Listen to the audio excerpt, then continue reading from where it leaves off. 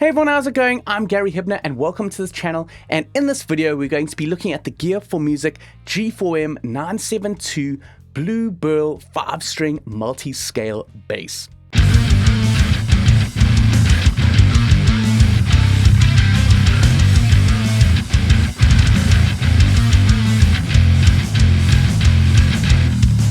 So first off, I'd like to thank Gear4Music for sending me this bass to review. So in this video, we're going to be taking a look at the specs on this bass, how it sounds, and then later in the video, we're going to see how low we can go on this bass.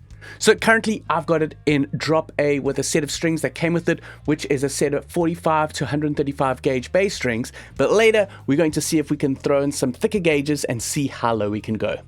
So first off, let's go through the basics on this bass and then we'll go deeper into the specs. So as you can see, it's a 5-string multi-scale bass. The scale on this is 34.5 inches to 36.5 inches. So it's a super long scale multi-fan fret bass, and you actually don't see many of these on the market, especially at the price that this thing comes in at.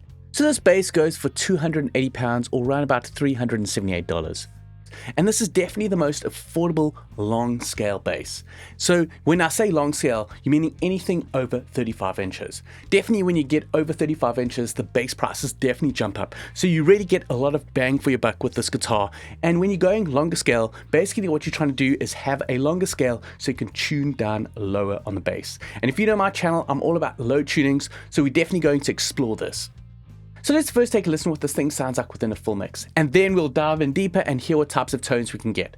So on this bass, I've got it tuned to drop A, I'm using the passive circuitry on the bass, and then I'm using neural dark glass as the bass amp tone. And before jumping into the playthrough, I just want to interject here. If you're not subscribed, please subscribe. It really helps the channel and I highly appreciate it. So here we go with the playthrough.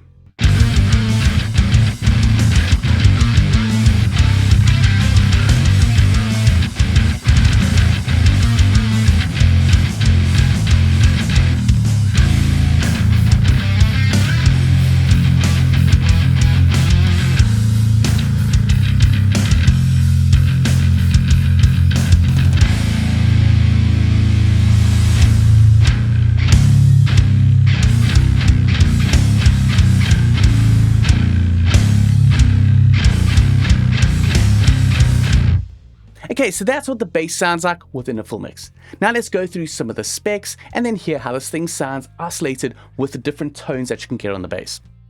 So starting off, like I mentioned, this is a long scale bass. You've got 34.5 inches on the shorter side and then 36.5 on the longer side. You've got 5 strings, you've got stainless steel frets, you've got a roasted maple neck, and you've got a 7-screw-in neck over here. So you've got great access to get up into the higher frets if you need to on the higher string over there.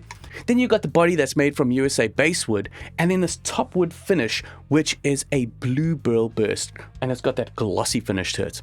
Just some more information on the neck. It's got a radius of 16 inches with a D profile and 24 stainless steel frets. You've also got the side lumen lay green dots that help in the dark to light up the fret markers. Then on to electronics over here, we've got 2 pickups. We've got an active and passive mode on the pickups. So passive, you just pull the volume knob up to activate that, push it down to have the active circuitry active. Then we've got a 3-band EQ with bass, mid, and treble, and then a blend dial over here where we can blend between the 2 different pickups. Okay, so now let's take a look what this thing sounds like isolated. So for the tone, I'm going into neural dark glass. I've just turned down the blend, so we'll listen to a sort of clean tone, and then we'll add some drive and distortion in. I'm going to start off with the active mode. So like I said, with the active mode, you have to make sure that the volume is pushed down to have it activated, and then you've got a bass, mid, and treble, and a blend. So starting off with the bridge pickup.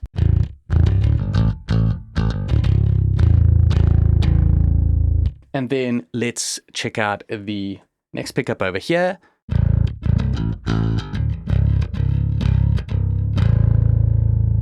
And then the blend.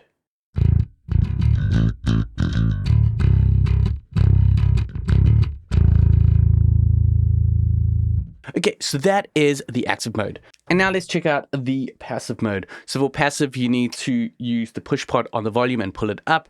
And then I just want to make sure that I've got enough signal on here because I need more gain on my preamps for the passive.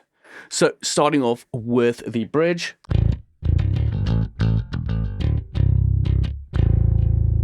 Then going over onto the neck pickup. And then the blend.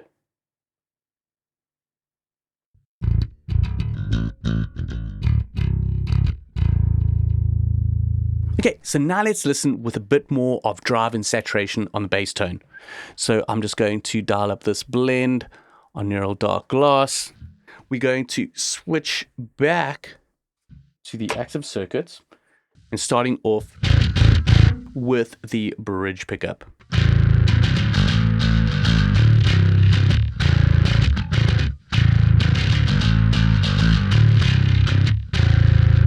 Now let's check out the neck pickup.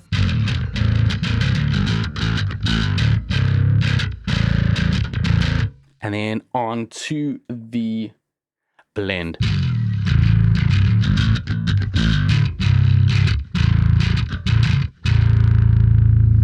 Now, I personally prefer the blend on most basses, and likewise the same with this Gear4Music bass. The blend sounds great here on the active circuitry.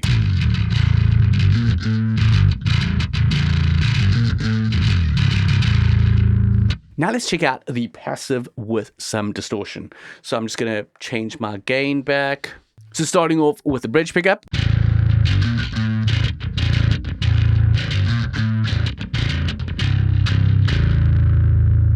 Then going over to the neck.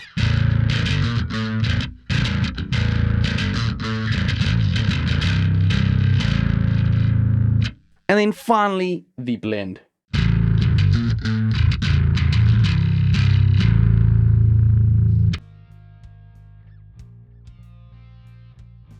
Okay, so I've got some thicker strings that I've thrown on this to tune it down lower. I've got some Payson strings, which are the stainless steel 65 to 170. I'll do a close-up of those strings over here, and this has allowed me to tune down to drop F sharp 0.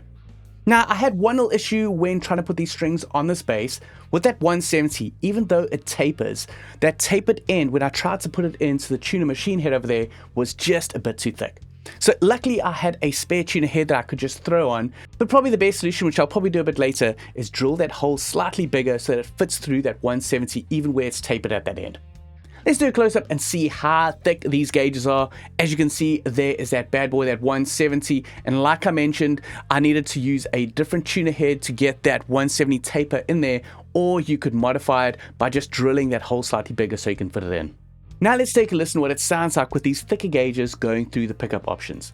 Now with this thicker gauge, it does resonate a bit more and you got a bit more low frequencies. So I found with the active circuit over here, I just needed to roll back slightly on the bass and slightly a bit on the treble as well. So we're going to test it out again with the dark glass with a sort of clean amp tone and then with a saturated tone. So I'm going to go over to the bridge pickup, turn the volume up, and let's take a listen.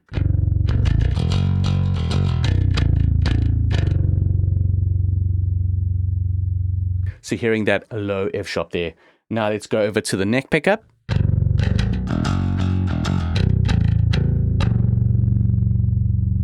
And then to the blend.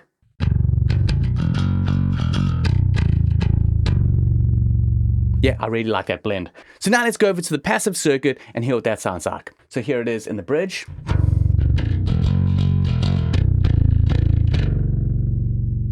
And then in the neck.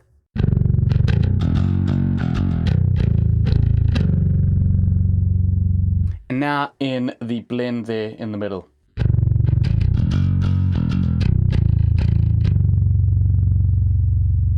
And now let's check it out with some more saturation. So I'm going to go over to my dark glass here, just turn up that blend, switch back again to the active circuits, and hearing it with the bridge pickup.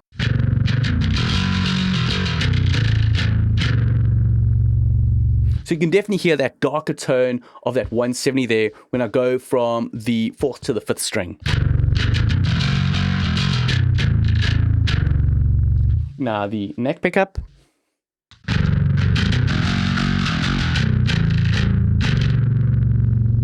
And then finally the blend.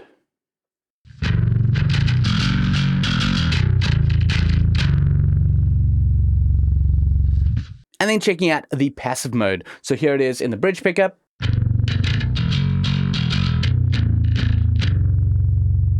Then the neck pickup.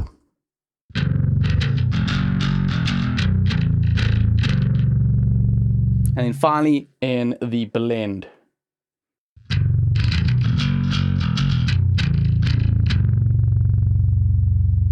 Now let's hear what it sounds like within a full mix. So I'm going to stick with the passive mode in that blend over there, and let's hear what it sounds like.